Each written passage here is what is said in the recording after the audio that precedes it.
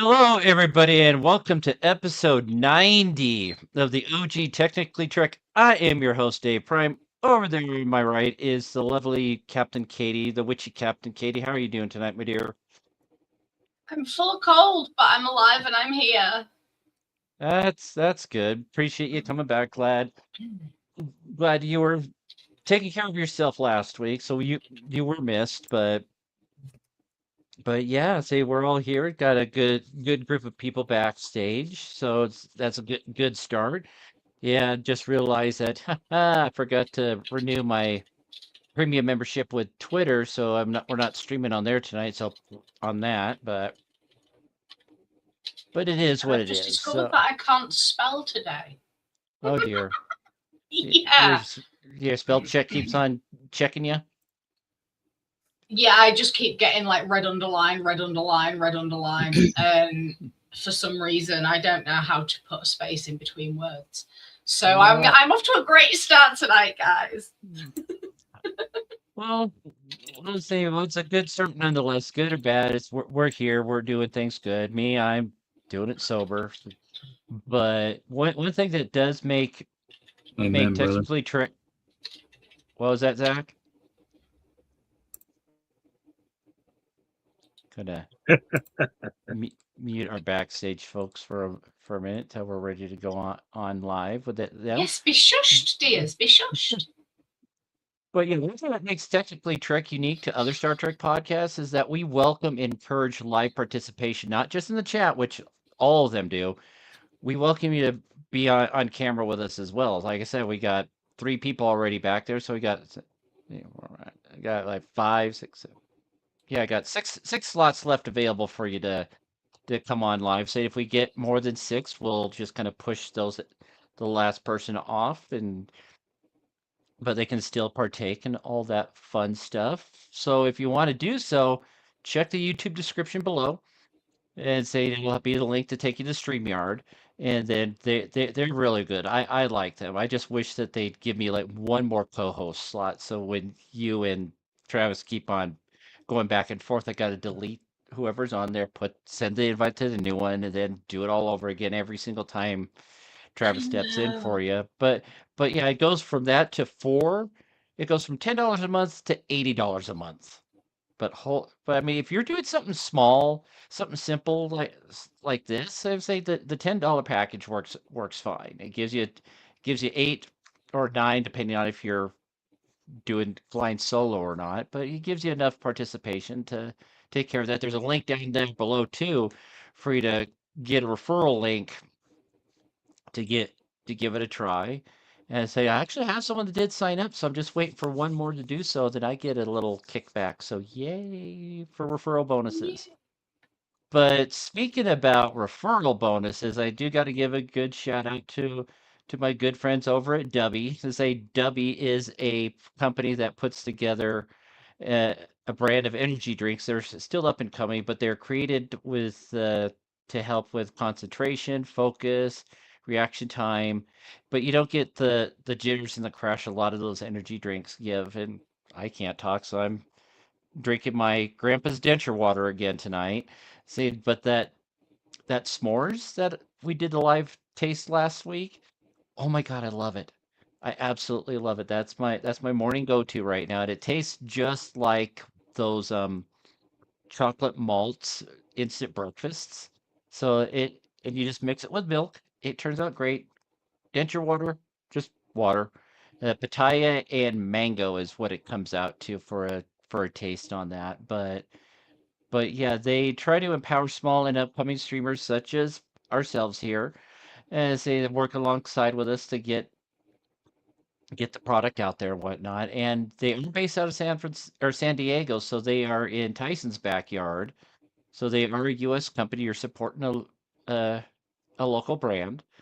But if you go to the website w.gg and then use the code TechTrek, TEKTREK, you get 10% off your order. See, I'm getting another flavor here in the next couple of days. Galaxy Grenade. I forget what flavors it. I think it's got watermelon, lime, and something else. I forget already. But they're giving it.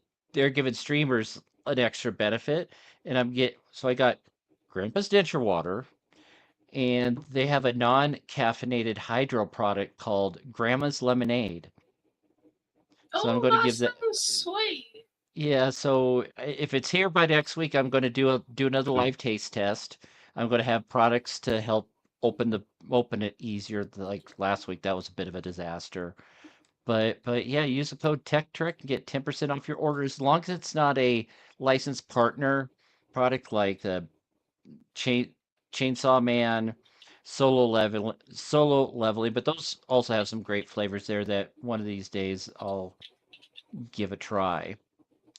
But for the here and now, let's say we're going to talk about the episode Duet from Deep Space Nine, the penultimate episode to the season one finale. So they went in pretty strong with this one.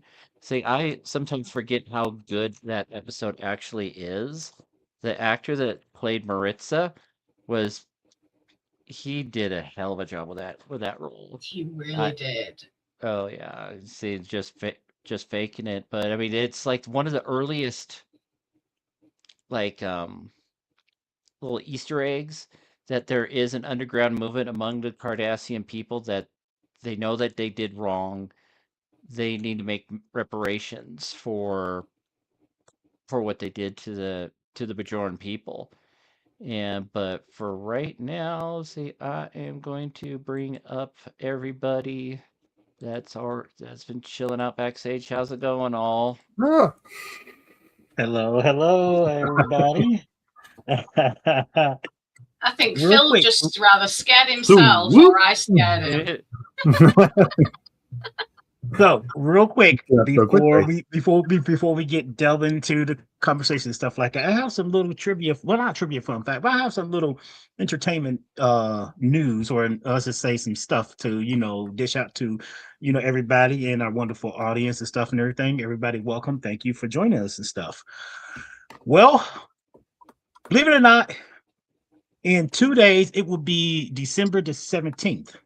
Now, on December 17th it's a special day. I always, since I ever learned about it and stuff and everything else, I always thought, wow, I couldn't believe it would happen in the same century that we did. But December 17th, 1903, in Kitty Hawk, North Carolina, two gentlemen named Orville and Wilbur Wright Oh yes. took the first flight 122 years ago, and they made history to give us the abilities to fly. Now, in those days, flying was very, very new. It was just one of those things where, oh goodness gracious, Balls of fire. this could not possibly be something and everything. But believe it or not, they gave us ability to travel all over the planet in the last 122 years and stuff. So I want to just give a little shout out to Orville. Well, and it's Orville and Wilbur Wright and stuff.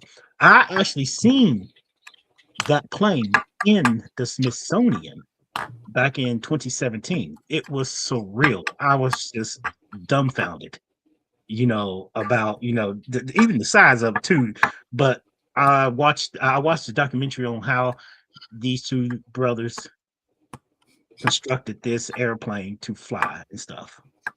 But also too, everybody gonna get a kick out of this. I mean, because I'm a big fan and stuff. On this date in 1978, a movie debut. A movie debut here in the U.S. Santa Claus that showed, could a man really fly? And the movie was called Superman with Christopher Reeves, was directed by Richard Donner. And that happened 47 years ago.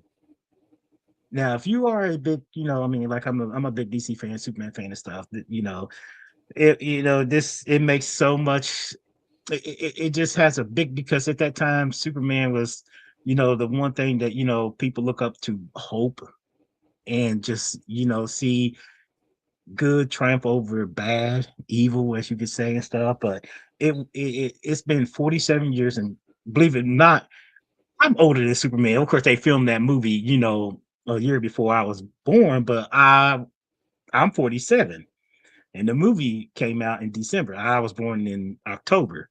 It's one of those things where it's like, oh my goodness, But those are some little things that I just wanted to throw out to everybody about some little fun facts that and stuff. And also too, real quick, I just want to say too that I want to was just 9 when it came out. give a sincere, heartfelt, to the Reiner family, because he had children, Rob Reiner and his wife, who was tragically, Murder. Rest in peace, there, Rob murdered and Reiner, stuff and you everything. son of a bitch. Rest in peace for real, but you're still an asshole. It's sad, because this guy, he done a lot in Hollywood and stuff. He was in, he Stand by wasn't Me. like a With Will Eaton. wasn't Love So that there's movie. a certain connection there. he met he met his wife, his second wife, on the Princess set Bride. of Harry Met Sally. Oh, You Harry know. Met Sally, yeah. That's actually pretty cool. Actually, he met his wife, His second wife. his second wife, obviously, but that's a cool little story. Go on, Travis. I'm done cutting out. So I just wanted to say, I just want to say I am, sorry to hear of his passing and stuff and everything else. The circumstances behind it and everything else is still coming out. We still trying to, get all the information and stuff. But like, it's one of those things where I just wanted to say I am truly, my heart goes out to the rest of his family, his children as well. Including the one that's arrested? In custody, excuse me. Let's talk about his surviving children, not the one that's in custody. Okay. Anyways, let's have a moment of silence. Katie, Dave, Phil. Are y'all still with me? We're still here. Okay. I literally Yeah, thought y'all were having a sorry. moment of silence. So. Oh yeah, I would say I was thinking that too. So I was being quiet. Mm-hmm. Okay.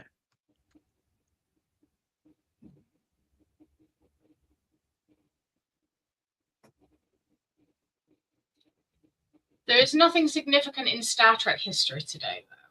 I've just done a search. Well, Tuesday last week marked 23 years since the release of Star Trek Nemesis. Yep. We don't That's talk about that, Dave. Well, it's not Yeah, definitely and I not the specifically best. wasn't going to bring that up because it was last week, and that movie makes me cry. 23 years. And it's Nemesis, which is Well, But yeah, the director there's not been a knowing. lot going on with Star Trek over the last couple of months. Pardon? Has it been that long? Yeah. Yes. Yeah, it's Yeah. been 22 years. Yeah. Yep. 20. Oh my word.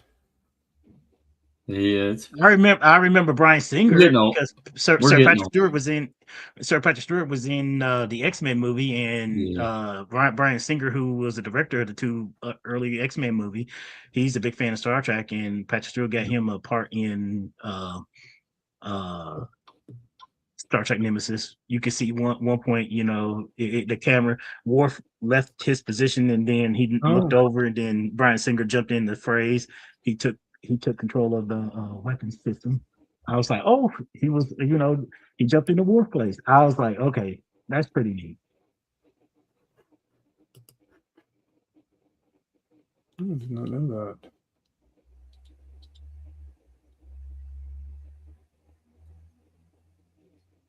Is it just me, or is anybody else's connection going wonky? Not that I've noticed. Nothing on my end either. No, so far it seems to be okay. My connection's okay. I blame Keir Stormer.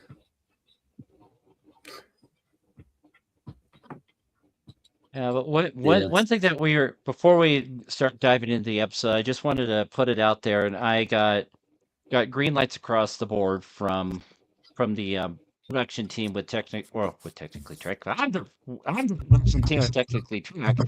The production team with dangerous thoughts is saying that things keep on changing, life keeps on happening. Saying I moved technically trek to Monday because it was more cognizant of what I was doing with my AA steps. And because I was meeting my sponsor on Wednesday evenings, because that was the best day for him. So I was like, okay, fine, we'll put my show on Monday. And then, even in hiatus, Dangerous Thoughts decided to say, okay, we're going to try Wednesday since Wednesday's open now. But things keep on changing. The date keeps on getting pushed back, pushed back, pushed back, pushed back. And I talked to Tyson, the co-host, and I've talked to the producer Cassie, and Cassie said it'd be fantastic. It's fantastic if I moved to Wednesday.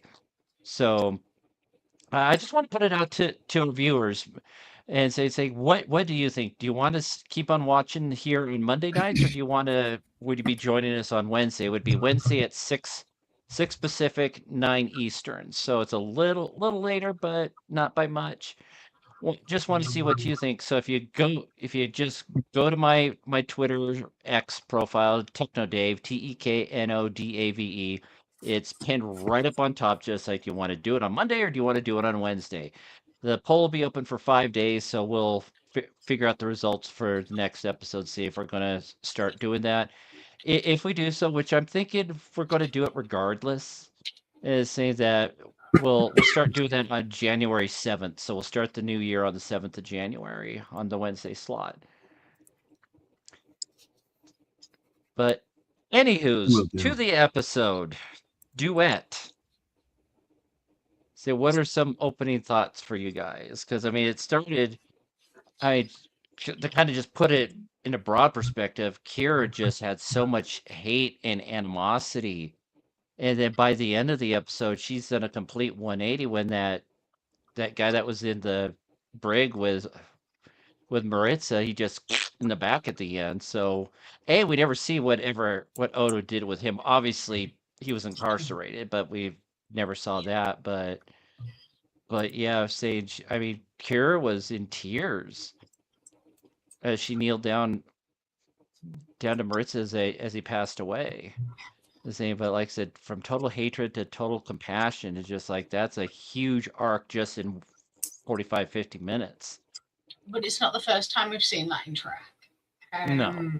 But I one mean, of the we first saw times in that DS9. well, yeah, I mean, but we saw the same with Ortegas, with the Gorn, you know, in Strange New Worlds. But I very much love this episode because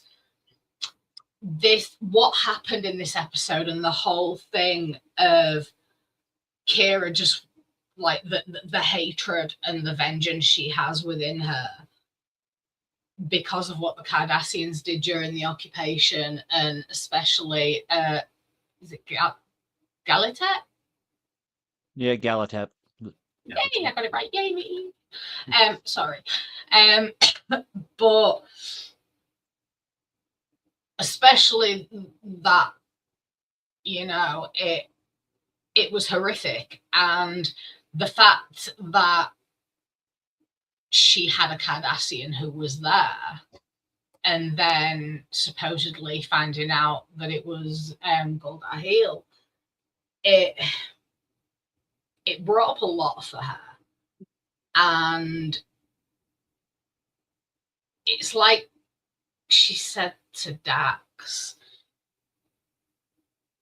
she wanted him to be guilty. She wanted him to be who he claimed to be, who they had discovered him to be initially. And her hatred of Cardassians in general. You know, this episode for me it went so deep into so many situations, and things like this are still happening now, you know, like a whole population of people are persecuted for the actions of some, regardless of whether it be few or many. And I think by the end of that, Kira realized this, that even though, yes, Maritza was there, he didn't like what was going on, yet he was Cardassian. And he wanted punishment for it. And he wanted retribution for the Bajorans. And he wanted to shed light on atrocities that were committed by his people. And that's very admirable. I mean, to a point where he had surgery to alter his face to look like Gul Darheel, you know, that is some dedication to try righting some wrongs of the past. Not necessarily righting wrongs of the past, but gaining retribution and vengeance for it, you know. And I think by the end of this, Kira really was like, just because somebody's Cardassian doesn't mean they're evil incarnate. And that, for me, was such a big thing, because so much of that is going on in the world today, you know, and it has been for a while. And that something could be going on like what's going on today, all those 100 years into the future. You know, even though it was not humans that were in this, it was the Bajorans, but oh, Jesus Christ, that scared me. I think it scared the viewers as well. My apologies. Oh no, nobody wants to see me too close up. I look like death warmed up. But the fact that it is Bajorans kind of like takes the limelight off us, so to speak. But yeah, my brain is not working properly today, but yeah, the fact that things that are happening today could potentially happen so many hundreds of years into the future in this so-called peaceful era, it gives you a lot to think about, you know. And like I say, because it's the Bajorans, it takes the limelight off us a little bit, but still it has a lot to do with us. And it just begs the question, how long is it going to take for humanity to change?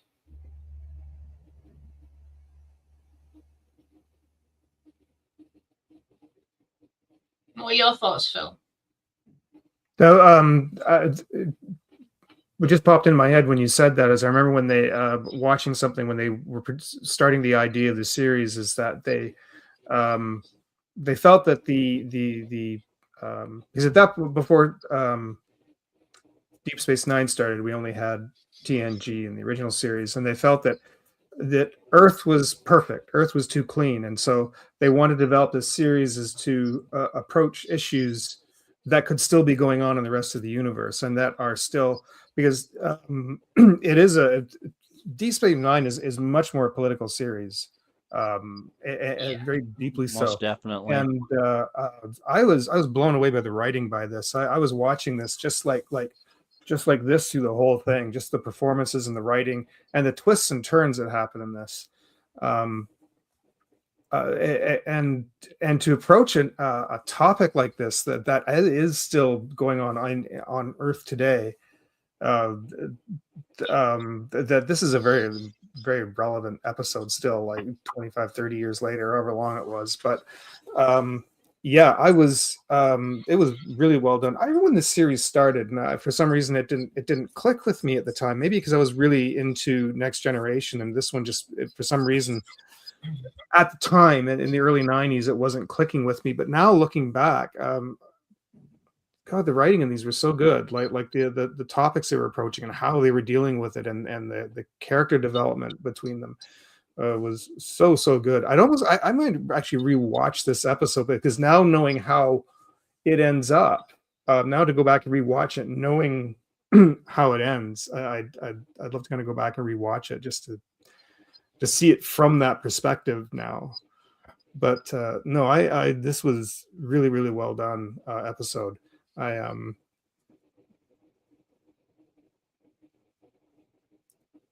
know I was going somewhere originally with what I was saying, and I lost it. Yeah. But, yeah. Blame me. My ditziness rubs off on everyone.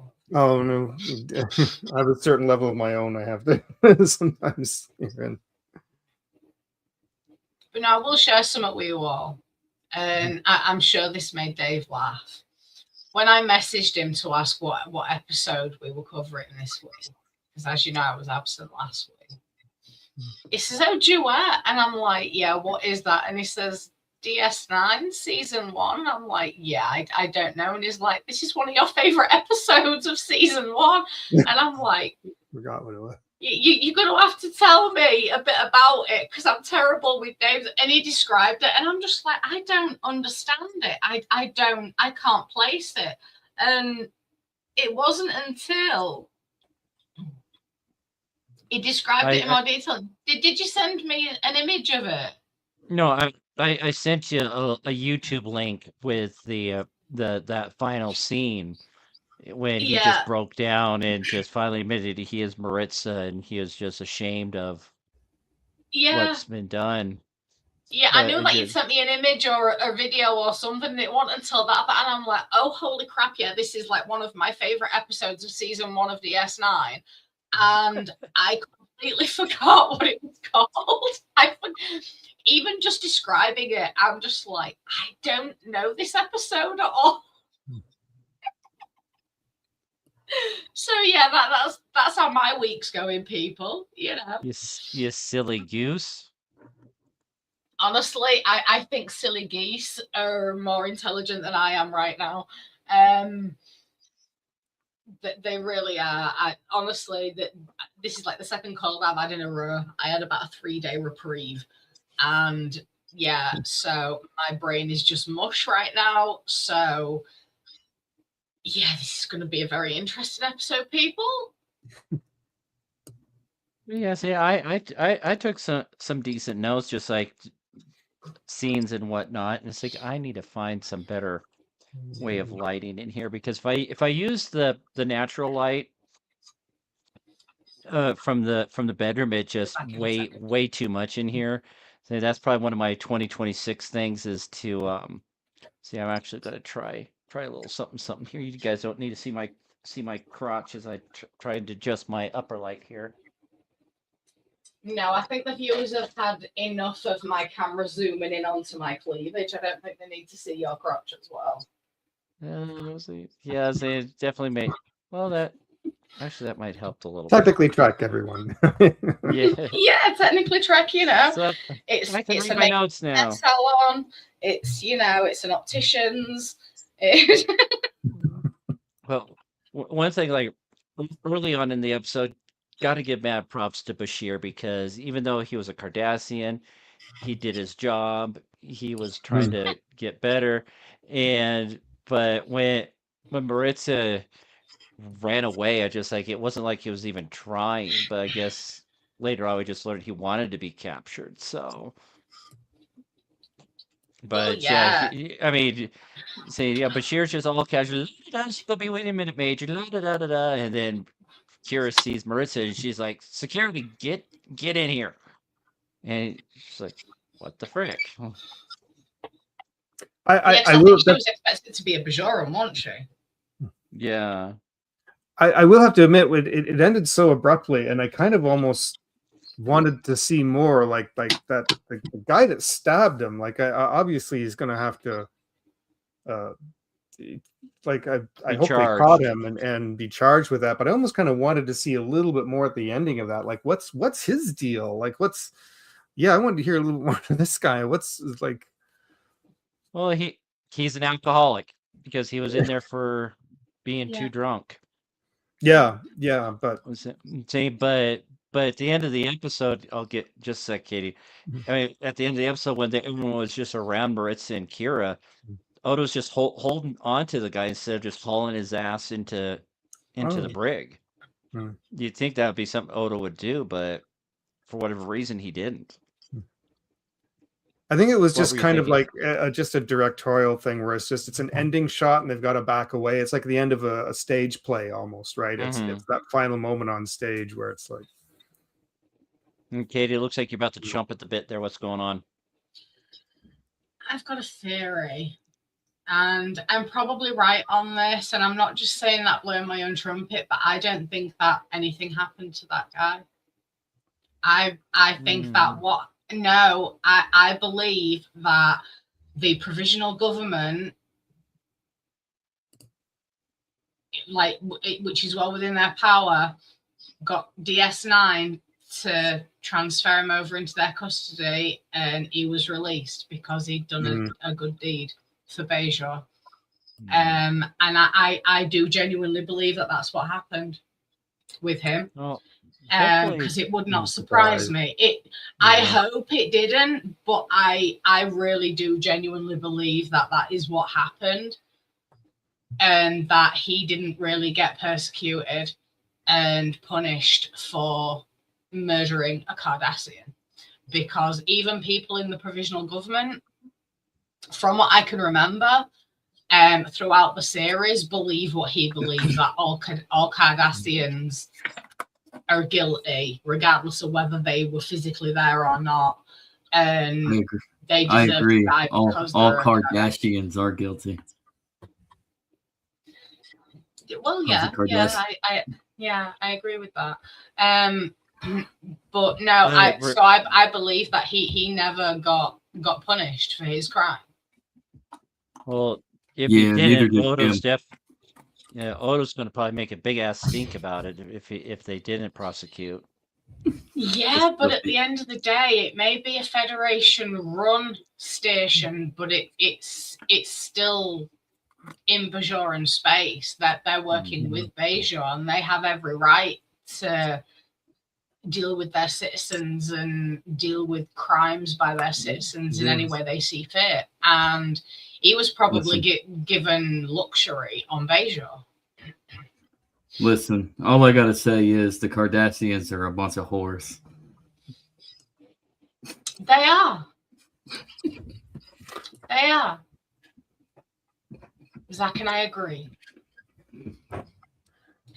Poor Kanye. Why do you ever marry into that alien race? Oh, don't. I mean, I'm not a big fan of Kanye West, but still, I do pity the poor guy. I mean, it must be like, never mind. I'm not even going down that route. I'm not going down that. I'm just going to. Travis, what are your thoughts? I just had to, though. Go ahead, Travis. Just kiss Kardashian. Yeah, before I start really bitching on the Kardashians, what are your thoughts?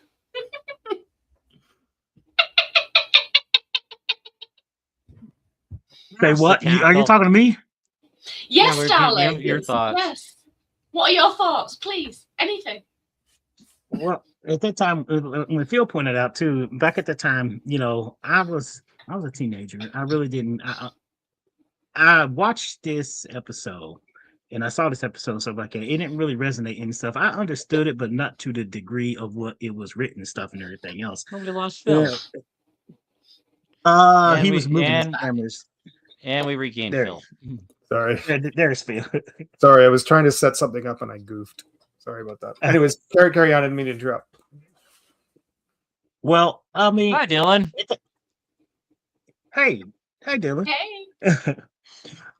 With this particular episode, when it came out, I really didn't understand it because I was still a teenager. I was kind of more on the one of these kind of, but as I got older and I've been rewatching some of these episodes, I'm like, oh my God, this was, as Phil said earlier, this was a real one of the earliest well-written episodes that they did, because a lot of the ones that they were still trying to get their footing, just like TNG, they were still trying to get their footing at, like, you know, the writers and directors and stuff and everything else. And I know a lot of people have their, you know, intakes and stuff, but what I took in this particular episode and stuff and everything else, the Cardassians have invaded, you know, a peace-loving society that before they came, they was, you know, they wasn't a God-fearing. I can't say they wasn't a God-fearing species, Well, but they're a they worship prophet. the prophets. Yes, they worship the prophets and stuff and everything else. But when the Cardassians came, the Cardassians showed them, you know, just how horror that the universe can throw at them and stuff and everything. And they did things like when in the beginning, when Kira was explaining to Cisco just at the liberation camp, she mentioned just the kind of stuff that she gave a detailed description on, you know, what they did to, you know, to the Bajorans and stuff and everything else. And it bring it up to this, it bring up to remind me of this, because one of my great grandfathers served in the Second World War. Think about the people who liberated Europe, the soldiers who went through and was liberating Europe and went through and to basically liberate Jews from the Nazis. And you look at it like this too. You know, the Nazis done some horrible things to the Jews. The level of experimentations, just to see, just to what I mean, what Kira said, how the Cardassians did to them and stuff, it's almost reminiscent of what, you know, Nazis did to Jews, and also to what the Japanese unit 731 did in China too, because when they invaded China, if nobody ever heard about that, look it up. I mean, Unit 731, wow. And as Joseph Mengele was the front face of it, the Japanese had their own guy, and he was never bought to, just like Mengele, they was never really bought to punishment and stuff. And there was a lot of underlings and stuff and everything else. In this particular episode too, there was people who were affected, who were affected by, you know, the occupation. And he kept saying, you know, he used his real name and stuff and everything else. He was a file clerk and everything else. He had nothing to do. He just worked. He worked for the military. He did his thing, stuff like that and everything else. But yet, for him, even there are Cardassians that were Cardassians who knew what their own people had done to the Bajorans, and they was not, I could say not happy, but they was disgusted with their own people. And you could tell he felt like his people had never been put on trial for their crimes, as you know, what Marissa said, genocide, or I should say Kira said genocide, you know, and stuff. And it really shows you in this particular episode, you know, that we pull from our own past too, just like, you know, the rest of the universe or the galaxy, you could say in Star Trek, that there are some species that would do just as worse than what, you know, we did in our own past and stuff. We learn from our own histories and stuff.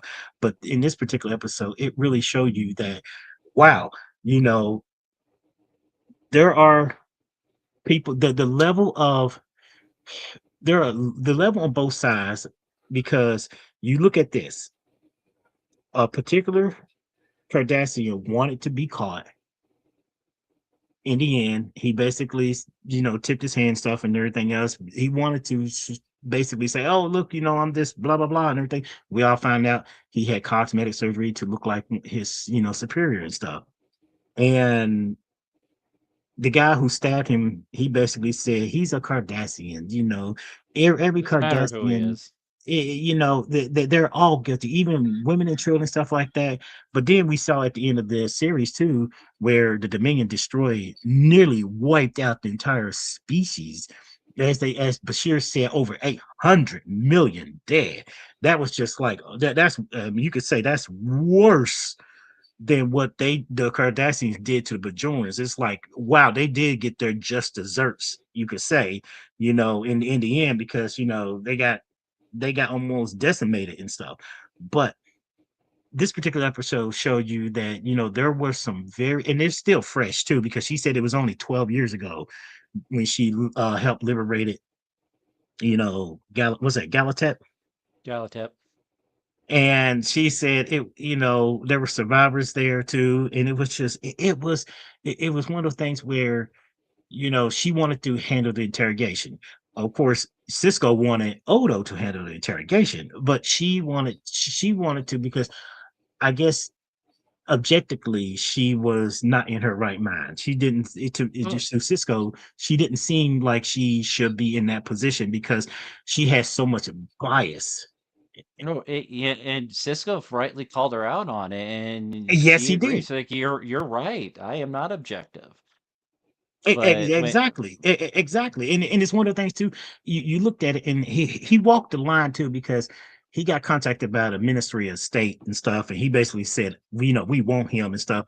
Then basically Ducat said, look, this was a Federation citizen, or this was a Cardassian citizen on a Federation transport.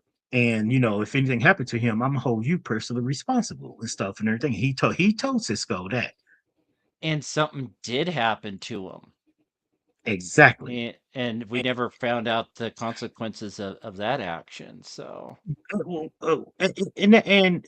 heard y'all earlier talk about, like, it is a Bajoran station, Cardassian built, or Cardassian architecture, Bajoran slave labor built built. by It a is Bajoran slave. Mm-hmm. The it is when the Federation, when Starfleet came in, the Federation came in, the provisional government had a arrangement with them. Look, they will come in and they will enforce, it's not a Federation station, it's a Bajoran station. We will enforce Bajoran laws because it's in Bajoran space and stuff. We have our own set of laws and rules that will go alongside of the Bajoran stuff and everything else. And they teeter totter on, the authority. The Bajorans somewhat submit to the authority of the Federation, but they know the Federation will respect them in certain things, that they won't bully them. The Federation wouldn't bully them in certain everything else. And to the whole thing about this guy, most likely would have got off. He would have had a trial, but like, there was people who look at him and be like, one Cardassian, one dead Cardassian doesn't warrant him being in prison because he killed a Cardassian, because the Bajorans look at the Cardassians in a way where you could say the Jews that looked at the Nazis back in the day, and they was absolutely disgust with them and stuff. Even though a lot of quite a bit of the Nazis did get away, and some of them, as we all know, Operation Paperclip came here to the U.S. and stuff, to work for our government and everything else. Some of these people never did get, they never was they've never brought to prosecution and stuff and everything. But in this particular thing, we learned that it was a file clerk who posed as, the what's that, Gul Darheel. And even the cop said, he attended his funeral, half a Cardassian. I'm like, half a Cardassian attended his funeral and stuff. He's buried, he's been dead for 6 years, died of a brain hemorrhage and stuff and everything else. And then one thing too, this particular episode, if nobody ever noticed too, he mentioned the Shakar resistance. This is the first time that the Shakar resistance that was mentioned in this particular episode. I was pretty intrigued that he even mentioned that. Even Odo said, well, how did he know that you was in a Shakar resistance and stuff? And that's when he's like, that things is not adding up. And then I started, when I first saw this and stuff like that, I was like, yeah, something's not adding up. This don't make no sense. Why would you be a high-ranking Cardassian officer and then you just wander onto a Bajoran station, knowing that you will be recognized and be captured and stuff? It is something's not up and everything. And then, ta-da, found out, he had, plastic surgery or, cosmetic surgery, whatever you want to say, to look like He was the file clerk. He was the file clerk in the background, not the foreground, but he was the one in the background. He just changed his looks and stuff.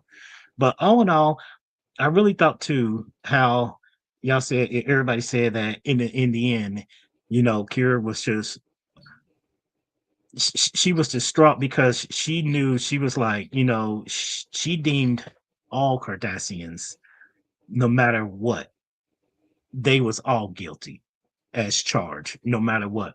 But then she learned that there were Cardassians who was against the occupation. But the Cardassian, Cardassian Union, you don't speak out in that and everything else. You look at the Cardassian Union, you compare them to one of our, country states here. And what country state would you compare the Cardassians to? Russia, North Korea, Iran? Currently, I'd almost kind of say like the United States, because I mean, if The you speak Cardassian, if you speak disparagingly against the government and saying the Lord Doubtnut will come down hard on you. The United Kingdom. well, I mean, Yeah. Grant, I understand. I understand what you're saying and stuff and everything else, but like when you comparing the Cardassian, and stuff, they have a very firm hand, with their people, and with it's not you will be. They will go after not just you, but your entire family. Mhm. They will go after you and stuff like that. So you're not really supposed to speak out to the state and stuff and everything else, to me. And I know probably get criticized from, I probably see people in chat or in the comments and stuff like that. But to me, I will almost put the Kardashians close to a North Korean type, even though they didn't have a Yeah. supreme leader, they are kind of, one of those, society where it's like, oh my God, that they are this way and stuff. North Korea never invaded, another, country and stuff and everything. But it was the way it is run through fear, intimidation, and submission and stuff. I'm sorry, I've been Also talking way Russia. too long. I know other people No, probably have some thoughts and opinions and stuff and everything. yeah, But that's what I took about this particular episode and stuff and everything else. That it reminded me of a lot like yes. Dylan Thank you. agrees. Thank you. Thank you. It I reminded me. would agree. Yeah, I would agree with that. But the Cardassians are more of a power though, so I would Yes. actually have to align. I would have to align them more. I'd have to compare them more to Vladimir Putin's Russia. Yes. The There you go. oligarchs, Yes. the oligarchs run the show. Your family, if you get in political trouble, become a political enemy within Vladimir Putin's Russia and the Soviet Union before that as well. Oh yeah. Oh, They absolutely. Oh, yeah, they seize your assets, they take your family, and they split you apart from your family, and then who knows what might happen to you well, later. you're But they right. make sure your You're family's nothing. absolutely right. You're absolutely right, Zach. I mean, when you look at it like that, the Cardassian Union, it just Mhm. it fits to the T of what we see in one of our nation states on the planet on Earth and stuff that we've seen, like you say, in the last almost since the last, well, not just in the last Second World War, but Yeah. since the overthrow of the Russian Tsar, and stuff. You start seeing, Lenin, Stalin, all these guys and stuff and everything else, and it's absolutely crazy and stuff. But like I said before, Kira said that they were a peaceful people before they came. Before the Cardassians invaded the world and committed genocide, they were a peaceful people and stuff and everything. But who knows how the Bajoran would turn out if the Cardassians never would have invaded their home world and stuff and everything. Yeah, but talking about that more. Crap, I lost it. But have no, another little fun fact no, about this particular episode too. yeah, but no, you talking about the persecution, the government's like putting the screws down on the people is, oh gosh, it's been almost 20 years now since this happened. But have a friend that he was brutally beaten and attacked for being gay. Saying Oh, he was a he I don't know if he's still a gymnast now, but he was a gymnast back then, and he was freaking jacked. He has nothing but muscle on him, and these three Russian kids attacked him with a broken vodka bottle, and according to the ER doctor, they quote carved him up like a roast. The doctor was able to put almost his entire hand in Micah's back. He has that much muscle, but I mean, if he was a string bean like I was, like I am again, that they would have killed me. But the kicker is the main perpetrator of the three Russians that attacked him. His family, his parents grabbed him and fled the country because from the religious persecution that they were facing because they were not following the norm for what religion to follow in Russia. So, but turn around, here's this kid attacking another person because he's gay. So that's not the norm for what he was taught and everything. So it's just a vicious little circle. But yeah, talking about all that just triggered that memory, just like in fuck. Hello, Zumi What's up, Katie. Katie? Jesus Christ. Wait, Honestly, real quick, at some point, I'm just going to stop putting my camera on altogether.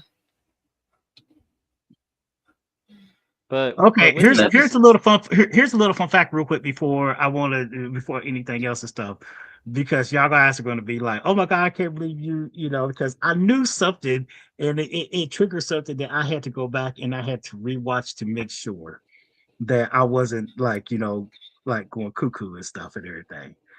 Okay, so did anybody capture the opening when the Rachmunus opening hell to ops in Deep Space Nine when Mhm. Kira said when she basically asked what's going on, blah blah blah, and everything else and stuff. Well, that particular scene of the captain of the Rachmunus, Cisco, it was used by Cisco in Second Skin, if I'm not Yep. mistaken. Yeah, I think so. But he was They, used, yeah, he was disguised as a Coberian freighter captain, and they used that exact same footage. he used his own voice, but he masked himself as that same covariant freighter and captain and stuff. He used the word Rachmunus, and this is when they was going to go because Kira got kidnapped by Cardassians and try Cardassians. to make her think that she was a Cardassian daughter of a legate and stuff and everything else. But I want to throw that little fun fact out. It was like, oh my god, that was in season 1, and then they used that in season 3, which was Yep. pretty interesting. But I just want to throw that out there. Yeah, see, I think that's like, yeah, it's like I was thinking that looked familiar, then watching this episode, yep, there it is. But at least there was a moment of levity in this deep episode, which, by the way, say this episode, no B plot, no side story. No, It was just no. all A plot from start to finish. Mm-hmm. Yeah. But when survivors of I didn't think Gallitep about that. started coming to the station and we're standing outside Odo's office, Quark just says, "What's going on?" And it's like, oh, those poor people, all the suffering, all the pain. Do you think they gamble? So he's just like all compassionate, and then just like I Quark love goes back into Quark. Quark Mark. I But love him so much. I really do. And I mean, I adore Armin Shimmerman. He is absolutely wonderful. But I love those little bits with Quark because, you think, oh, do you know what? He does have a heart somewhere under all that Ferengi, businessman persona, and then he goes and switches it and says something like that, and you're just like, yeah, it's There he very is. questionable. But I love him for that. I really do. He's like one of my favorite Trek characters. He really is. And as you mentioned it, both Armin Shimmerman and Nana Visitor have commented that this episode's one of their favorites of all 100+ episodes that they filmed for DS9. So, I'm not surprised, really. Yeah, because I mean, it really had fun because like we were talking about it, saying there is a lot of World War II references. It just has strong ties to that with the Nazi occupation and all that. But well, yeah, that's just the Cardassians down to a T. To be honest, that they are very reminiscent of the Nazis, especially with the occupation or the labor camps and I disagree. Forced labor. Jack disagrees. They with sound that. like he disagree. They sound like Soviets to me because they just sound they sound more Bolshevik than they are Nazi. Sometimes they do, and I will partially agree with you on that. Sometimes they do, but other times it's almost like they're a bit of a combination of the two, because sometimes I can agree with that they can present as being more like Nazi, and then in their mindset, but so I partially agree with you on that, sir. Yeah, I can agree with that one, and Phil said it to a T right down there. He said their mindset, a Nazi mindset with a communist sort of rhythm. Yeah, and that's why I'm more inclined to believe that they're kind of like a hybrid of them both. Mm-hmm. Oh yeah. I mean, and then too, the Cardassians, they portray the Cardassians are portrayed as being smug, not just smug, but like arrogance, superiority, that they could do no wrong. Everything about so American, huh? You see, so many people are going to hate me for this, but I really don't give two shits. That is where the Cardassians and the Vulcans have a lot in common. Oh yes. I think it reminded me of the Romulans a little bit. But Romulans Vulcans, so that too. Yeah, and definitely and more Romulans Romulan as well, because if you think about it, the Vulcans, that they're never wrong. They are superior. That they run on superiority because of their logic, and they're evolved enough to suppress emotion and embrace all that logic, but they're arrogant with it. And they Jim. And they make it known that they think that they are superior to other people and to other races, especially humans. I mean, we saw that a hell of a lot more in Enterprise, especially in like the first few episodes. But the Cardassians, they have that same arrogance where they believe they're superior, and their way of life is far superior. And like with the Romulans as well, so they do have a lot in common, but not a lot of people can see it because they are such like different races. But that arrogant superiority is there, like way up here with both the Vulcans and the Cardassians. I think the difference, in my opinion, would be with their similarities is the Cardassians act with raw emotion, while the Vulcans act with irrational logic. Yes. That's weird to say, irrational logic, but that isn't, in my opinion, yes, but it isn't wholly accurate. The Cardassians have this big, they don't necessarily act on emotion. that's the Klingons. The Klingons are like purely emotional, you know, their passion, their anger, their, you know, even like, you know, their warrior instinct. It's all a passion. It's all in the fields, regardless of which way it goes. Whereas with the Cardassians, they, as a whole, I'm not saying each individual, but as a whole, their entire regime is very it's like a dictatorship, but it's also very communist as well, and they just believe that they are superior because they do things better. They are a very militant race, but in a very different way to the Klingons, because the Klingons, they're warriors, they're not militant, whereas the Cardassians are. That in that sense, they are very much like, you know, like North Korea in that sense, because that their military is just everyone, more or less. And and the Vulcans, yeah, they do. Yes, their logic is impeccable. It is, but they let their arrogance get in the way with that. Yeah. And that is one thing that they have never mastered with the suppression of their emotions, is the arrogance that comes with their evolution. Except for Spock. And I think that has a lot to do with the human side. Yeah, and that for me, just, you know, that the way that, I mean, the way the Vulcans treat Spock, they're going against their own philosophy, to be quite honest. Infinite diversity and infinite combinations. Yeah, that is Spock. Spock embodies that because he is a hybrid, basically. He is a mongrel, as he has been called. You know, he is mixed race. And that is the embodiment of that philosophy.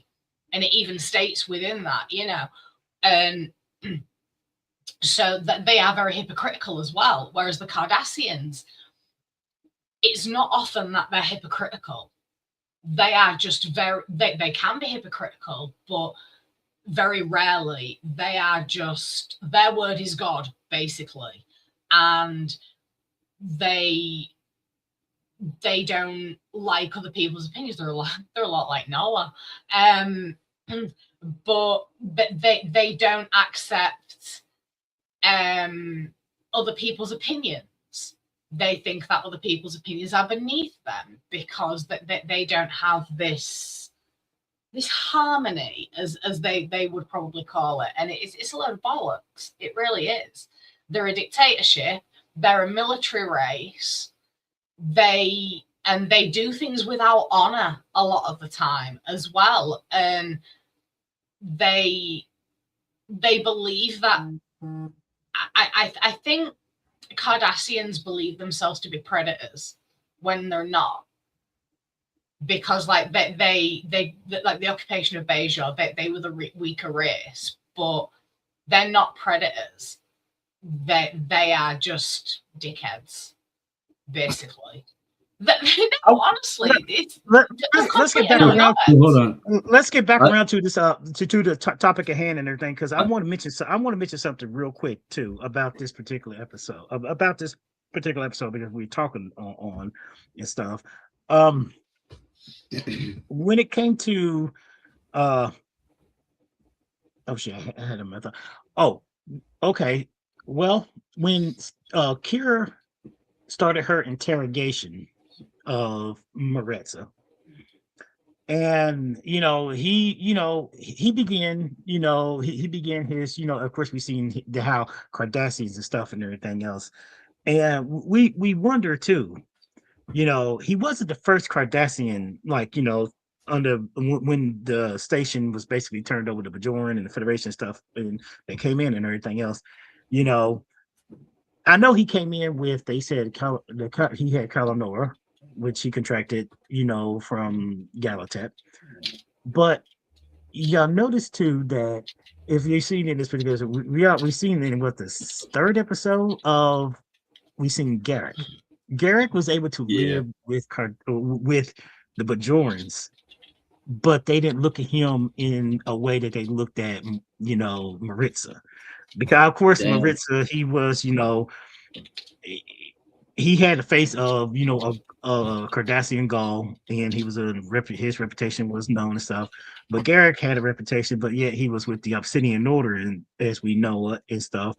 But it's like the Maritza basically set foot on. Well, he set foot on the stage, he was beamed to the infirmary, and all of a sudden, boom!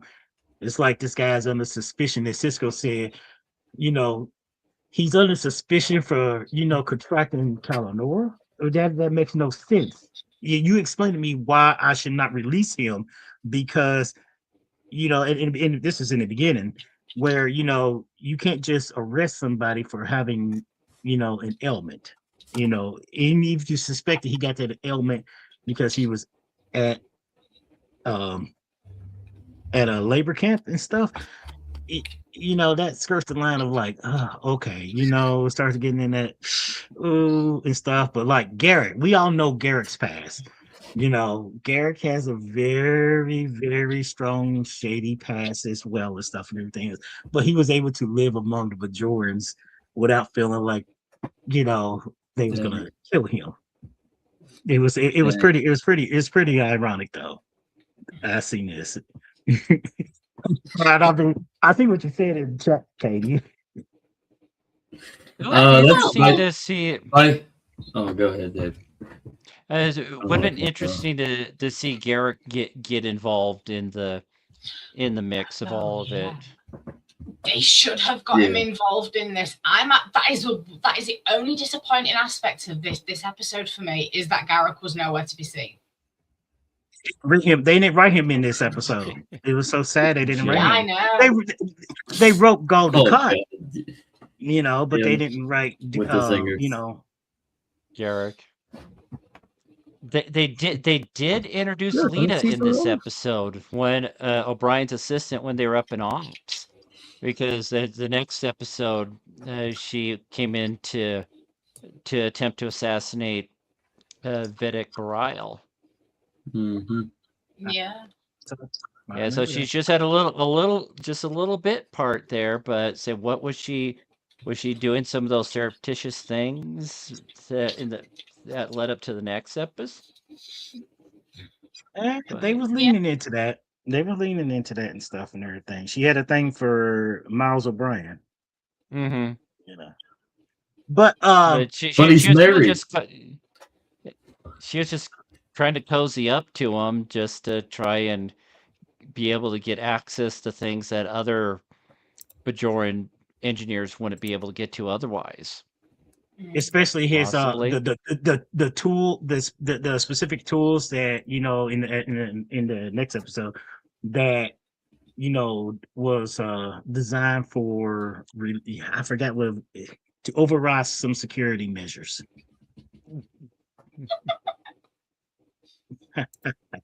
Yeah, that Klingon orb gavel thing. Now I just can't get that out of my head. Just with all the sparks and everything.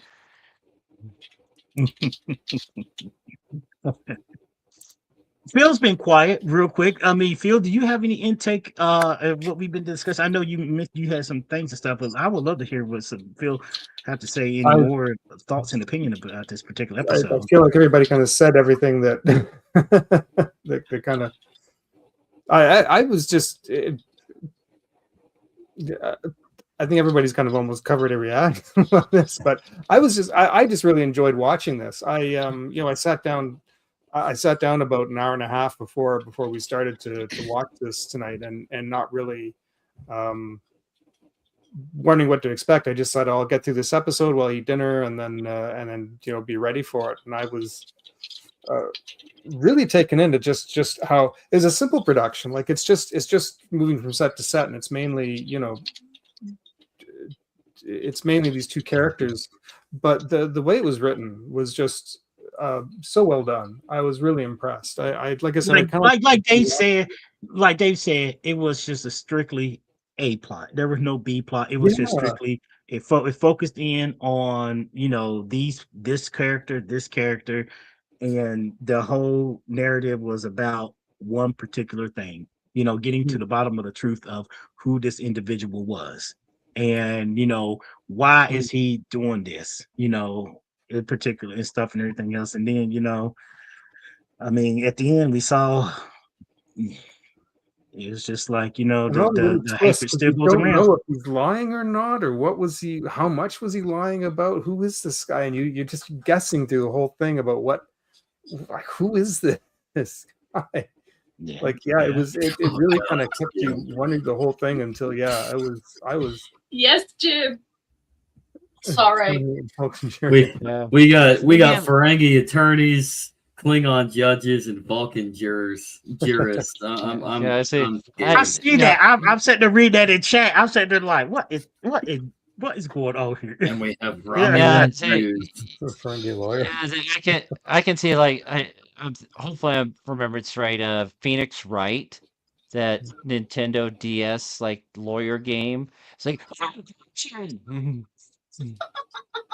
You can see the Ferengi screaming objection, and the Klingon judge say, and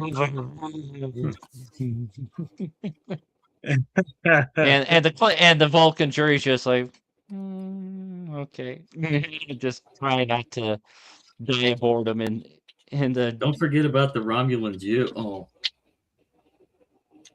the what? The Romulan Jew? How does that work? I was trying to be nonchalant about it, Dave. Now we're canceled. Well, if we keep on getting likes and subscriptions, I don't think that's going to happen anytime soon. But yeah, be sure to like and subscribe. That helps us out. It gets us that much closer, even though we got a long way to go. That gets us just a step closer to being able to start monetizing some of this. But like I said, it's still a long ways away. But we're having fun, which is the important thing. And join us while we live. People join us. Yeah, we got five live slots available. So if you click on the description for the StreamYard link below on my channel, saying that'll get you there and get you popping in. But I mean, it's really lively with the chat. So if any of you guys want to hop in, we're more than happy to help you. We got some familiar faces in chat. We got Dylan. We got Jim. We got some familiar faces I haven't seen in a while. I'm glad you guys stopped in, to chat with us and stuff. And I still, if Sixer's watching, I promise one of these days I'll sit down and watch your episodes. Because I've seen little bits and pieces of them all. It looks interesting. It's a good storyline, good writing. But yeah, that's one of the things. Oh my God, Katie, really? So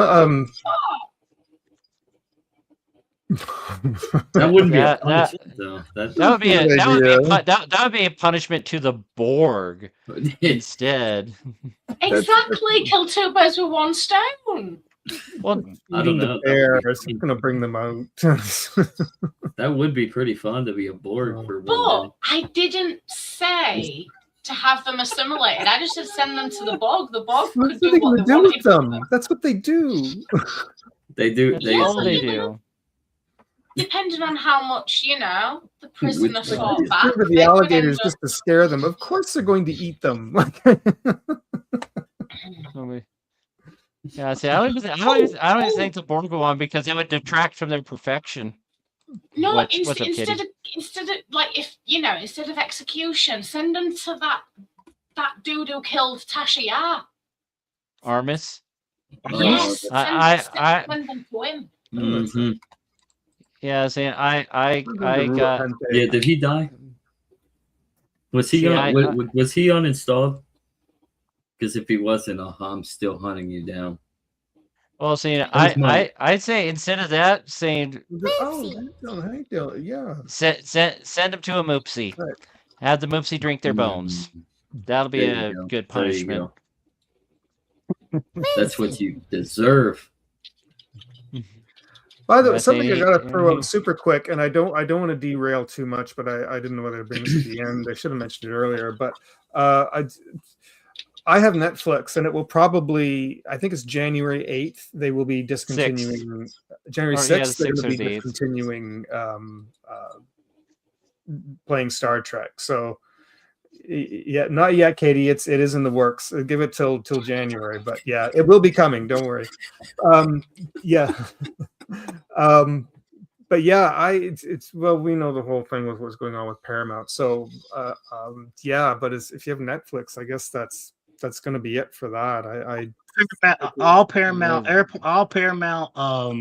most likely Paramount content would be off of Netflix because of their war between them and Netflix and Paramount Skydance, because And the Warner WBD, Brothers.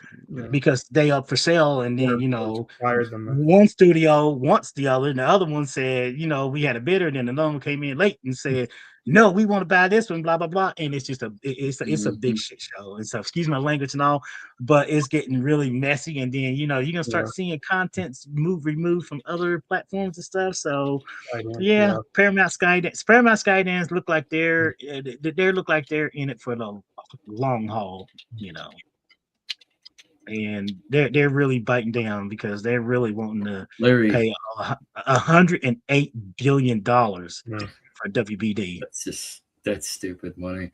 Larry, what is it? Larry Ellis. He needs to grow up.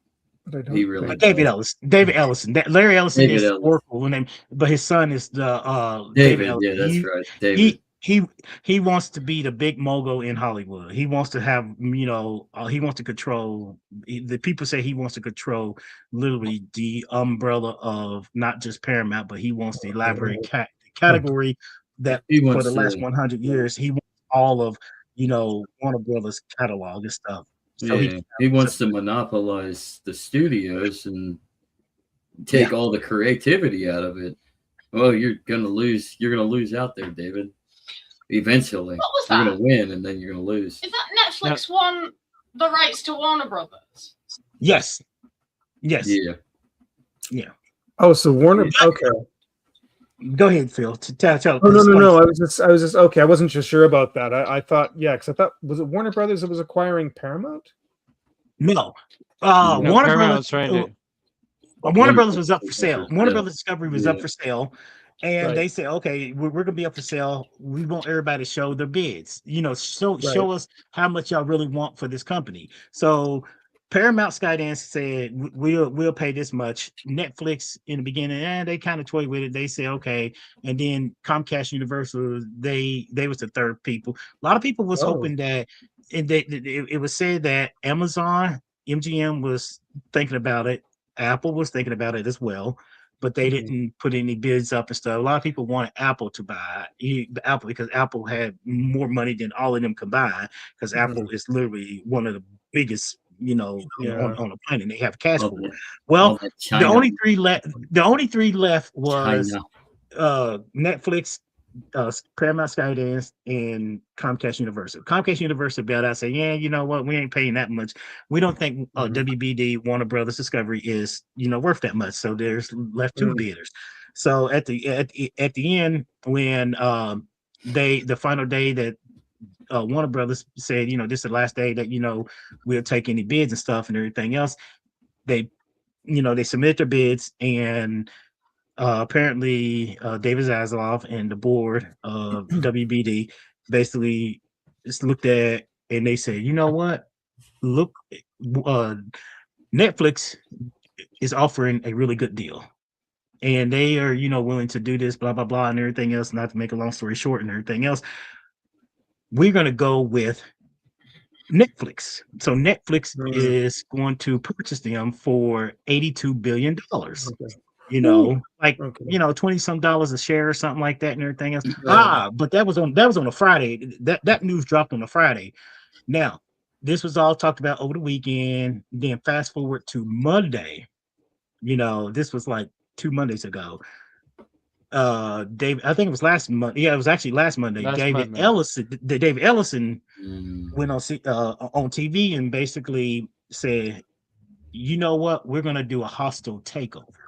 We're going to go straight to the shareholders, and we're going to offer, this like amount a month. 118 no, $108 billion, which is $30 a share to the shareholders and stuff for the entire, not just breaking up, because Netflix is not interested in the TV aspect of Warner Brothers, but they want they want the studio, and they want what's that, HBO Max. So David Ellison came last week and said, we will take it all for this amount of money. We will take the whole enchilada. We don't care. We'll take CNN, all of it, everything and stuff and everything else.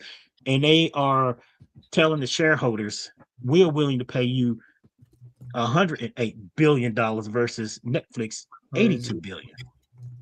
So that's where we at right now. And that's why we got this standoff and everything else. And they have to go back. I'm sorry, Katie, go ahead.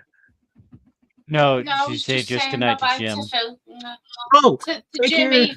Jim is Take care, leaving. Jim. Yeah. Yeah, It was Jim's kid. Ignore me. Yes. Ignore me. Just Take care, yeah, Jim. ignore me Thanks for stopping tonight. by. Yeah. Yeah, it's just one of those things where as people say, as Zach said, monopoly. Or these. David Ellison's trying to establish himself as the new Titan in Hollywood with this. So He's an idiot, though. what's this mean for Star Trek then? Like, I mean, if they're coming Yeah, off what does it mean for Netflix, Star where is it just going to be on Paramount or where? Just on Yes. Paramount. Yes, on Paramount. Yeah. Yeah, I Which- wonder if the timing of that has anything to do with it. To be honest. I would Say- say so. Paramount want So the what monopoly on Star Trek because of how big Mostly. it is, and That's true. that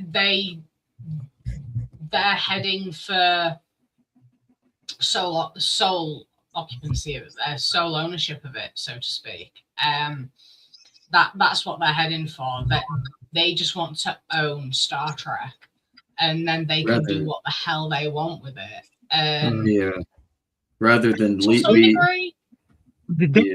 I mean, Star Trek is becoming so much bigger than it's ever been at this point, that Paramount at this point knows that this is a gravy train. We want to keep it locked down. This is ours. Mhm. Instead of leasing out rights for syndication everywhere else and keeping the newer stuff that releases, and then eventually, once it gets older, they can recycle it out. They just want it full swoop, monopolize it, Exactly. keep it in-house. Yeah. That's exactly what David Ellison is doing. He's consolidating, things, the property, their contents and stuff for Paramount, and make sure you have to subscribe to Paramount Plus to watch our content and everything, because he is actually a big Star Trek fan himself. So he making sure that the acquisition that he acquired with his father's money and his father's help, that he acquired, that makes sure that that acquisition is staying under his umbrella, and make sure that no one else, as Zach just explained, why that is not going to be on any other. They're going to license it out on other streaming platforms and stuff. So I would recommend this to anybody. Look, people around the world, people who seen this and stuff and everything else, our friends, some of us live here in the States, like me, Zach, and Dave, we live here in the States and stuff. Katie lives in the UK. Phil lives up in, as our friends up in Canada and stuff. Get physical media. If y'all can get Blu-ray or DVD or something like that of a set of to me, literally, physical media is something that you will want. People may say it's a dying out thing, but that's your copy. Nobody ever tell you don't have a copy. Man. That is yours and yours alone and stuff and everything. I would recommend, if you're a Star Trek fan, buy up a mini Star Trek series that the ones that you like. If you don't like TOS, don't buy TOS and stuff, but buy physical copies. Hey man, I got the whole original, the whole Next Gen movie series on Blu-ray. So Yes. Why? I've only got 2 Yes. of the Next Gen movies on DVD, and then I've got the 3 Kelvin Timeline movies on DVD. I have been meaning to get the box sets of TNG, DS9, and That's Voyager, and everything since then. As long as that media still continues to be supported. I mean, if Even yeah. we're going from Blu-rays to 4K now already, I and don't Yeah, you're right. own a Phil. DVD Come on, player Dave. anymore. yeah, I would almost prefer just the box set of all for each season rather than the specials, just because you got all the episodes. Mhm. You see, Oh, right. yeah, I but know this is yeah, going to sound really stupid, but Although it's probably got special features on that best of the board. Festival. you Oh see, yeah. I've I'm not got that loads of DVDs, and I mainly have the DVDs as a backup. Although I do need to get myself a DVD player because the one that I've got is so outdated; it's not compatible with my TV.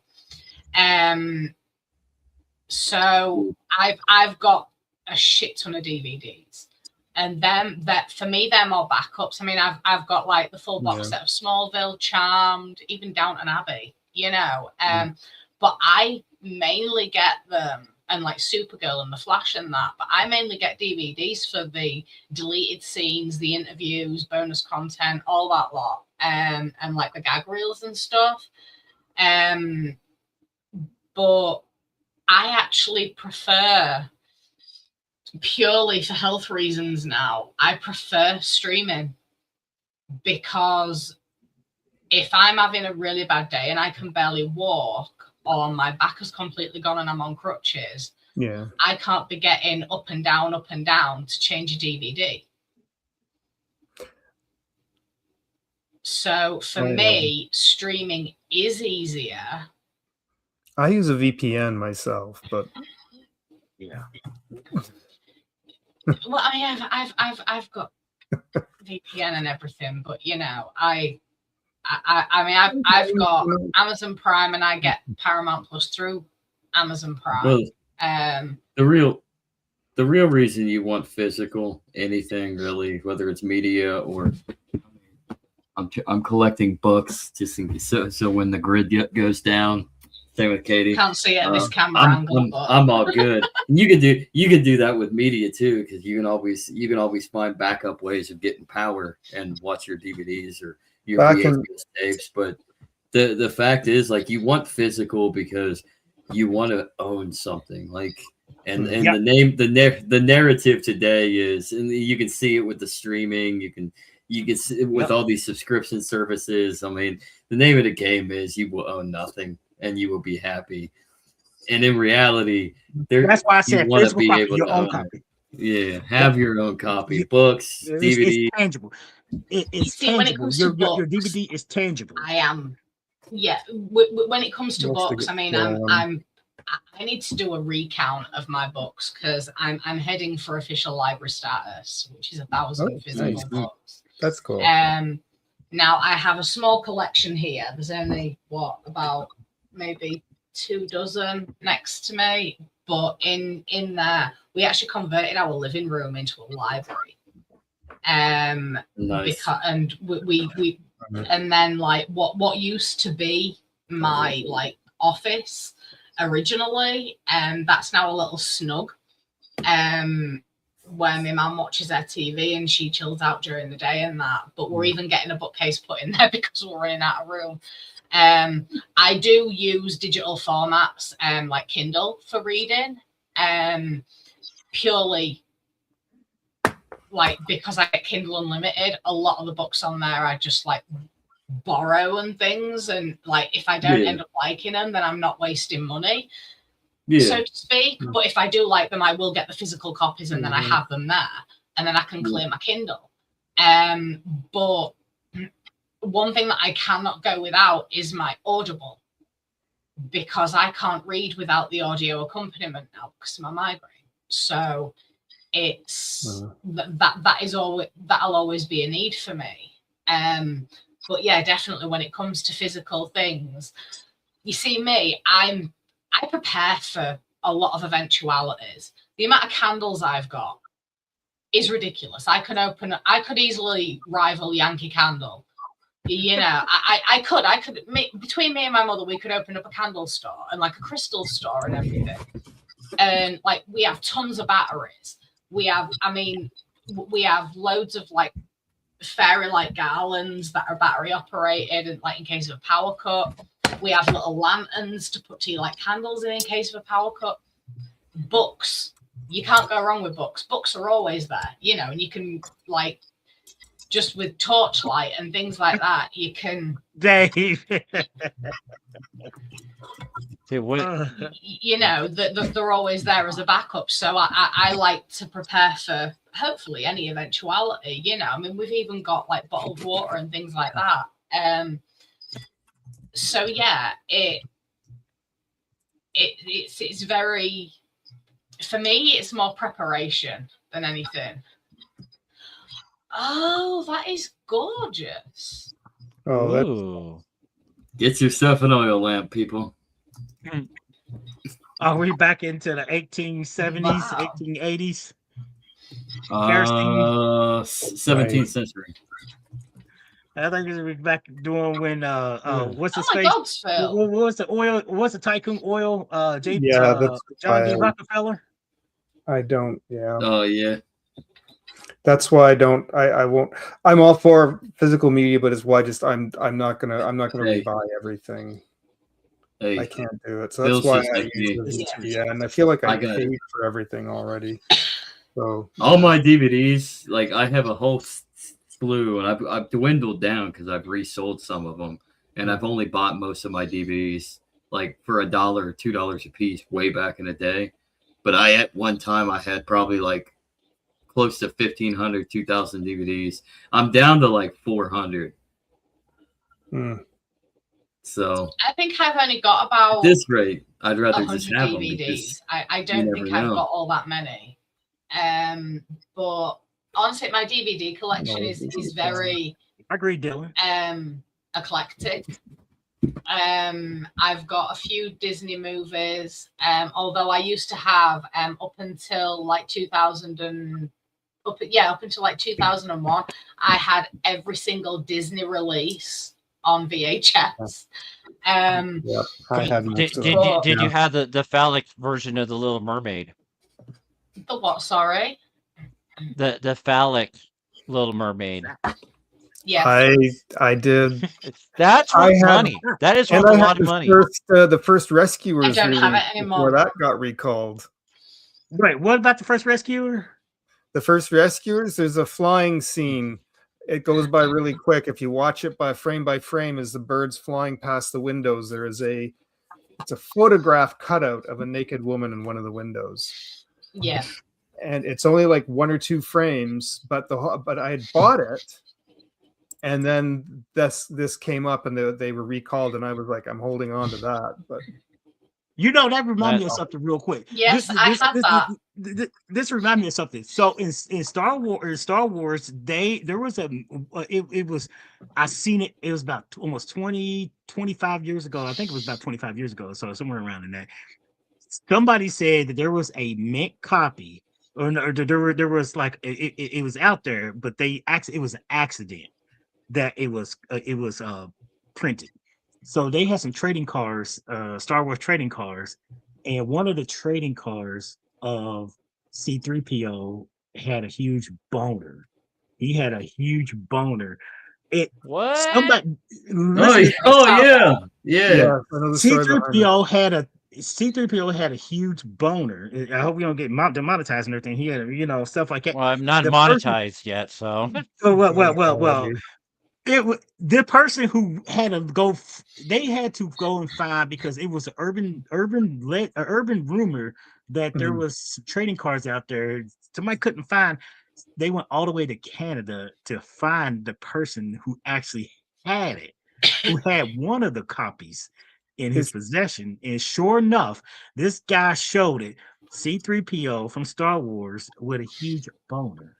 It's the angle, the way the picture was taken that looks like this piece coming out the front, but apparently it's a little bit of an optical illusion. But yeah, it really does kind of look like that.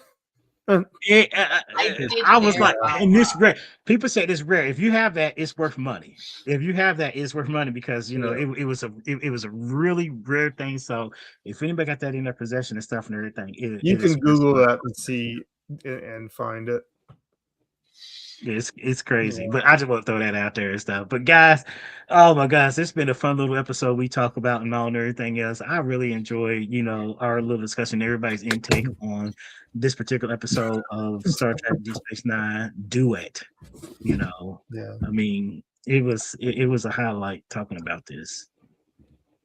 I'm glad you recommended it. I never do. This was such a great episode. No, this honestly is one of my favorite episodes of DS9. What need to look up? Phil, C-3PO's boner. Yeah, that's what. Oh, you're welcome. But Phil, I mean, I know you said that you didn't see a lot of episodes like way back then because some of them probably you never really watched them. You seen them, but you probably never really paid attention to them as what we were doing. Yeah, now. I was big into TNG, but it just didn't click for some reason. It wasn't clicking with me at the time. Let me tell you, Deep Space Nine had some really good, one-off. Well, not one-off, but they had some really good episodes. And we had talked about some of them, but like if you go back and rewatch, did Katie see it? Oh, Katie, you looked. She looked it up. Did Dylan look it up too? Yeah, it looks like Dylan looks up. I'm gonna have to look it up now. Oh, everybody's looking up C-3PO's penis. Oh, we got stuff. So you were saying, Travis, is an episode I should look for? No, that's a good one, Dave. A particular episode that we think Phil will be intrigued with that we have seen, but we haven't seen in a long while. That really gave some, gravitas to Star Trek as a whole. But I can't think of one at the moment, stuff like that. But like when we look, because when I watched these episodes when they came out back in the 90s, I was still a teenager. I was still I didn't really dive into it, but yeah. Dave, did you just look too? Yeah, Dave looked. C-3PO trading card era. Yeah. Don't it was forget it is kind of an optical illusion. Do you know what? That is a really good optical illusion because I couldn't help myself. I zoomed in. Well, some of the pictures I had actually had it zoomed in. So. Oh, Jesus Christ! Imagine a lesbian zooming in on a penis. I know it's not often that happens. It's not often that happens, but I always like to break the mold. Well, we always zoom. You always zoom in on your chest, and we see your chest.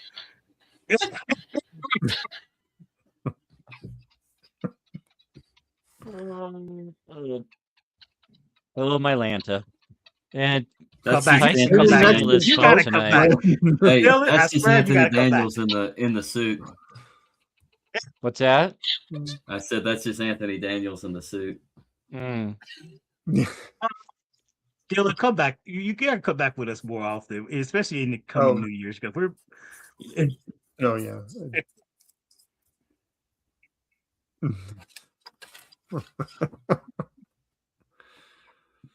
Damn. Yeah. Break Katie, Dylan. You're gonna break Katie tonight. Dylan, you are awesome. Oh boy. We technically Trek, everybody. This is what would happen when we get technically off our Trek. Oh yeah. Well, yeah. You evidently you start talking about. We haven't lost any viewers yet tonight, so talking about all this. So, but. Do you know what? It's such a shame that that Tyson isn't here. Just got 3 more viewers, that's probably a good thing, actually. You know what? That's probably good. Yeah. No, it's not. It's not a good thing that Tyson's not here. If Tyson, I don't know. He'd take over the next the time show Tyson's here. The next time he's a Star Wars fan. Tyson's a Star Wars fan. He's a big Star Wars fan too. So we need to show him that. We need to get him to look that up. Yeah. Hey, next week, everybody. Next week's Star Wars. episode, I just pulled an episode out of my butt. Not really, but so Hey, who Schwartz has been? Who? I'm sorry, Dave. What? I said, who Schwartz is bigger than mine? If everybody get that joke. Dave, what's sorry. next week's episode? Mel Brooks. Yesterday's Enterprise. There we go. Ooh. Good episode. Yeah, so that's it. I mean, One of it's been on the list. I say it's probably one of the best episodes of the third season, behind like Best of Did Both we Worlds lose Part that? 1. But what? Also a good one. What was that, Phil? Phil? Phil? Hello? Yeah. Can you hear me? No, it didn't. No. Did we just lose Phil? He thinks the show ended. No, not yet. No. Phil, come back.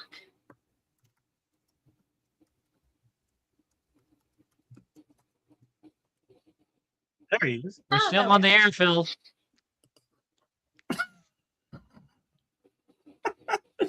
Phil, can Can you you hear? see me? There's no sound.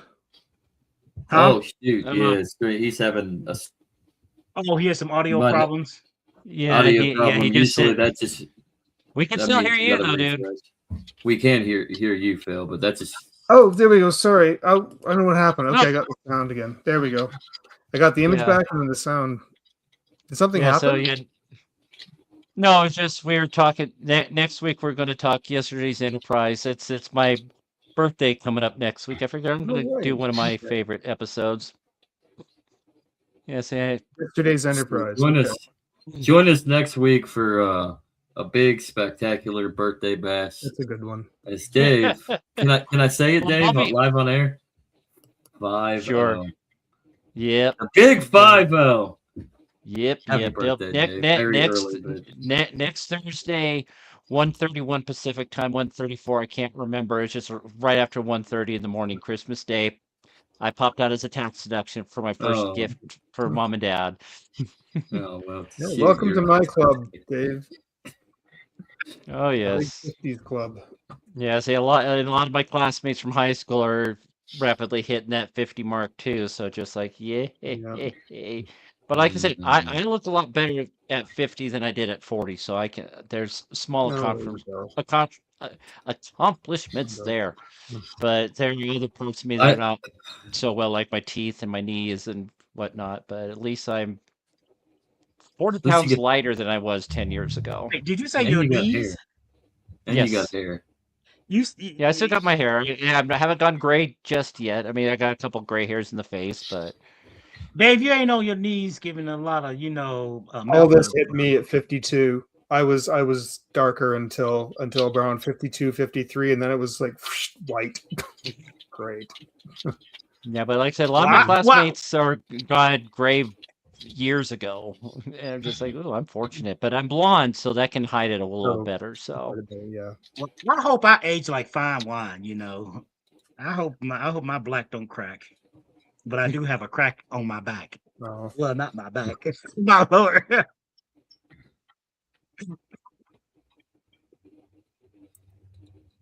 Although that is not You why are. I dye my hair. So you yeah, are but with the white hair at 23. Oh no, my first full length white hair. Bearing in mind my hair was like this long at the time. My first full pure white hair was about that long. And yeah, that was when I was like 23. hey, Well, yeah, when 22, 23. Hey, listen. I was Listen. just thinking the Oxycontin We're on hair birthday. at Listen, 23. we're on birthday. Listen.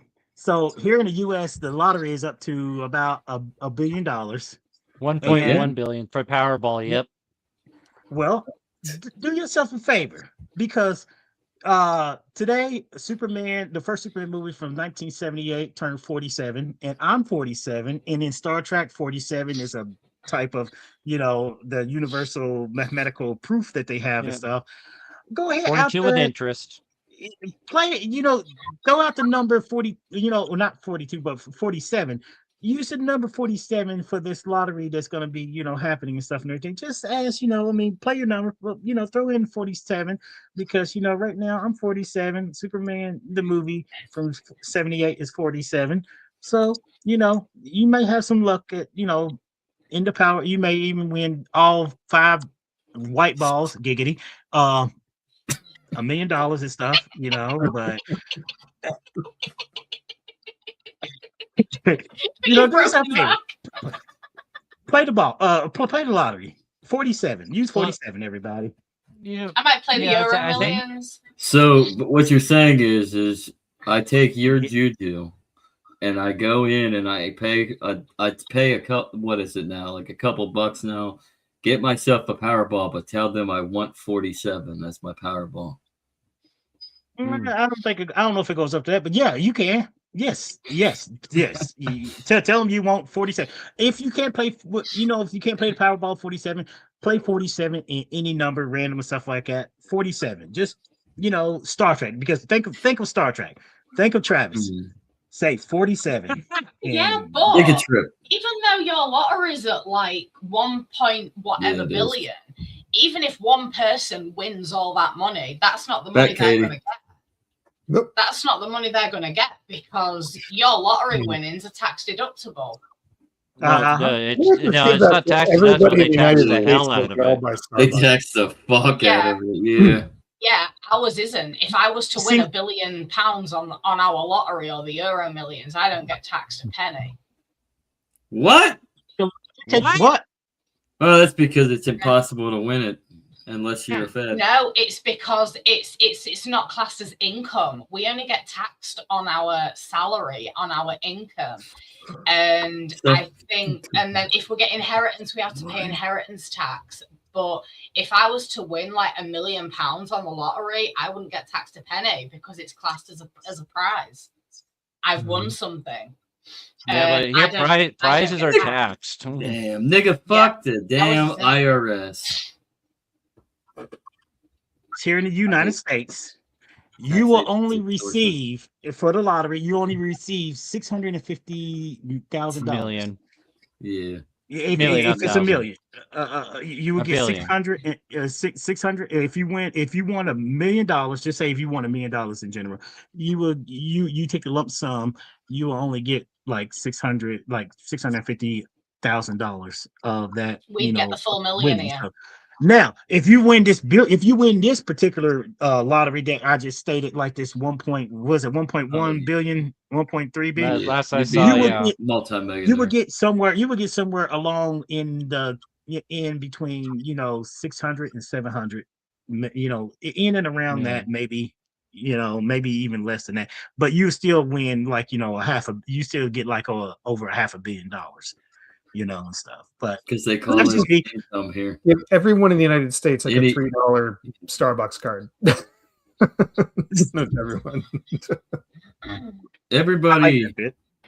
needs to No, just our start lottery using winnings and aren't abusing the welfare system. Hmm. And then and then start creating and building your own parallel economy. Just start using and abusing it. Let it all collapse. Build something Yeah. while you use and abuse the system. Oh, I'm not even the type of person that I've never been like that in my life. But at this rate, it's like use it. Say, before we wrap up, Zach, I'm did a you want to little- plug? I'm a Oh, little go ahead. perturbed. No, Dave. I'm a little perturbed right there now that lottery winners here have to get taxed the hell and back, but everywhere else they get the full money. No, I'm if I'm I I'm win I'm $1 million, about to go I'd postal. keep the million. I'd lose all my benefits. Yeah, that's the All only of my problem. state You'd lose benefits. all Well, your apart from I benefits. think my PIP, but I would lose all my benefits because I'd have Yeah. to declare it. But unless I donated it all to charity. Yeah, it's a like but Donna damn Noble. if you do. Damn if you do, Yeah, damn if you but, don't you know, situation. I mean, hell, if I won $1 million, I'd be set up for a hell of a long time. I wouldn't have to think about anything like You could that. just You just come to America and go live in the. You can be the one that buys the compound. Yes, I can buy the DT Ranch. Yeah, if I was to play the Euro Millions and I won like $1 million or more, that is exactly what I would do. I really would. Mm-hmm. You know what? We should get economic advice from a Ferengi. But everybody buy a Powerball tonight. If you win, donate to Technically Trek, and we'll set you up with a house on a ranch in Colorado. We'll all build our own little community. Sure, but make sure you play 47, the number 47. Make sure you play the number 47. That is if the ticket machines are still open to play for tonight. I think they. I think can't remember if they cut it off at 8 o'clock or 9 o'clock. I forget the cutoff time. Nobody wins. If nobody wins it in the next day or so, if it is, it's about 10 at least. And it'd be too late. If nobody wins it, yeah, I mean, actually, once in a while. Yeah. But go ahead, Dave. Go ahead and. Other than that, like and subscribe, everybody. Come over to YouTube. See down there at Dave Prime 1701. Go like and subscribe to Technically Trek over on YouTube. Come over. Let's build a community. Let's get Dave to just throttle through and go viral in the algorithm. And let's just have fun, man. That way the other Technically Trek podcast, they'll relinquish the name over to me, even though I've had it for 3 times as long as they did. Exactly. But did you want to give a quick plug for your channel before we go out? My channel. Join me and my co-host Andrew, as well as the man of the hour, Greg Lang, as we come back with another episode of The Legacy Right, Weekly Legacy, Wednesday on YouTube and X, and it's also on Facebook as well, and then everywhere else that you listen to it, listen to podcasts on. But live on YouTube, X, on Wednesday at 5 p.m. Eastern. That's 5 p.m. Eastern, 2 p.m. Pacific time. Join us because it's going to be as always, it's going to be a good little chat. We dive into philosophy, basically the philosophy of everything, really. So society, economics, technology. So come on over and check us out. So, what about you, Phil? You got a channel as well? Yep, Phil Chandler Arts, and in fact, after this, in about half hour, well, probably by 11 Eastern Standard Time, I'm going to be doing a live stream tonight. So I'll be setting it up, and I'll be doing some artwork with physical media tonight, not off the computer tonight. I'm going to be doing a little bit of watercolor. I would love to join you, Phil. I would love to join you, but I have to get up at about 5 in the morning. Or about 5:30 in the morning, and I would love to join you on your 5 in the morning now. Ugh. Yeah, I mean, at least it allows him to be able to be here for the show. So yeah, give and take, plus and minus. Yeah, and before I forget, check. I was going to say, my streams are going to be Wednesdays. So starting in January. Wednesday's a good day. But everything's on Wednesdays now. But they will be late. I know this is starting at 9. It's supposed to be starting at 9, so mine will be probably after 11. So, because I have a friend of mine in California that joins me, and he has to get on late, so it'll be really late. So for that. Well, there you go, everybody. On Wednesday, starting in January, if Technically Trek goes to Wednesdays, you got Phil Chandler Arts, late edition, but you can get started on the Legacy Ride at 5 p.m. Eastern. Technically Trek at 8 or so if it does go to Wednesdays, and then you got Phil's channel. Like I said, you got a marathon. Check out my Twitter at TechnoDave. There is a poll on there that's going to be up there until Friday. Just say, do you want to do it on Monday? Do you want to do it on Wednesday? Right now, I've only got one person voting for Wednesday, so it's not me because it won't let me vote in my own poll. So it's going to be an unbiased. See, I'm not going to vote. I'm not going to vote because I just don't care when it is, in all honesty, because it's good for me. either day. I'm always awake. It'll be like if you're doing it at like 6 p.m. Pacific, that'll take it to like 2 a.m. my time rather than 1:30. But I'm always awake. In all honesty, 2 For me, a.m. it would make a work out difference better either for me. way for me as well. So whichever you have it, it's fine. Okay. Mm. Well, until next week, talking yesterday's Enterprise. Until then, may Spock be with you. Peace out. Thank you, everybody. Live Well, long and prosper. Hey.